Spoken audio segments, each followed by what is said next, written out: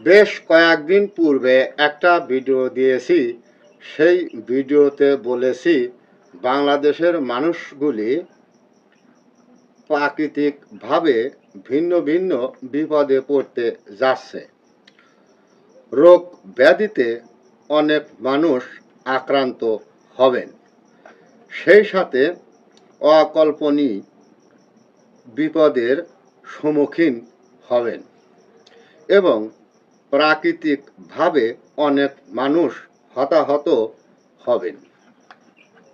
যেমন একটা আভাস ঘটে গেল শুক্রবারে সকাল 10:39 ভূমিকম্পর মধ্য দিয়ে। সে সময় অনেক শিশু কিশোর ভয়ে চিৎকার করে আমাকে জড়িয়ে ধরেন। যাই হোক, ভূমিকম্প দু ধরনের হতে পারে। যেমন উপর দিকে থেকে ভূখণ্ডের মাটি নাচানাচি করবেন, যেমনটি 21 নভেম্বর ঘটে গেল। এই জাতীয় ভূমিকম্প হলে ক্ষতির আশঙ্কা থাকে।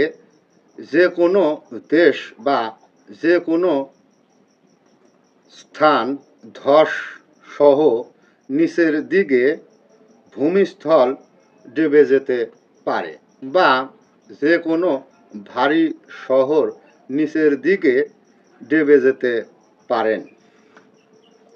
কিন্তু যদি ভূমিকম্প হয়ে ভূখণ্ডের মাটি বা ভূখণ্ড এদিক ওদিক ঢলাঢলি করেন, সেক্ষেত্রে সাগরের পানি শহরের দিকে চলে আসতে পারে, যেটাকে আমরা জলোচ্ছ্বাস বলে জানি।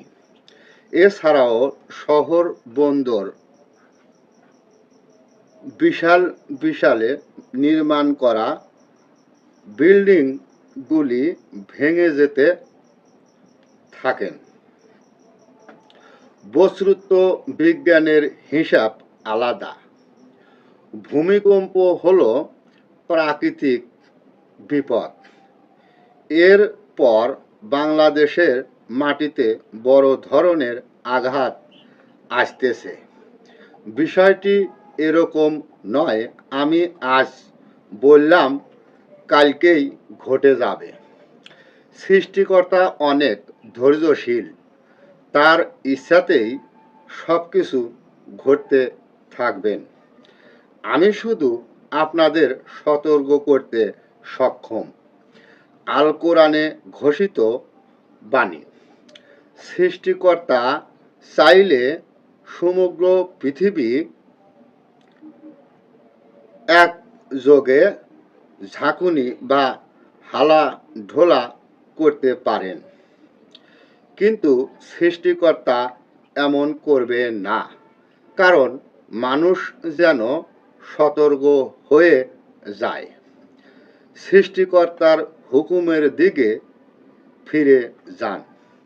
কারণ শহরে বসবাস করা মানুষগুলি যেমন শিক্ষিত তেমনি মূর্খ। অট্টালিকা ঐশ্বর্যের উপর থাকতে ভালোবাসেন এবং নির্ভরশীল হয়ে থাকেন।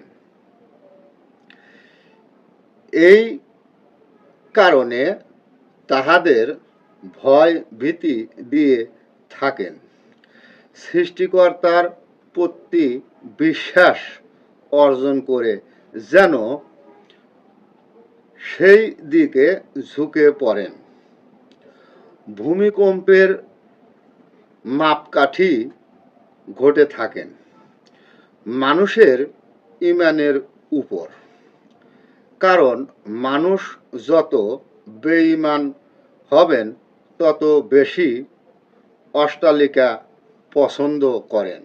অট্টালিকা প্রাচুর্য উপর নির্ভরশীল ব্যক্তি হারামজাদাদের জন্য সৃষ্টিকর্তার তরফ হইতে স্থির করা হয়েছে প্রাকৃতিক বিপদ।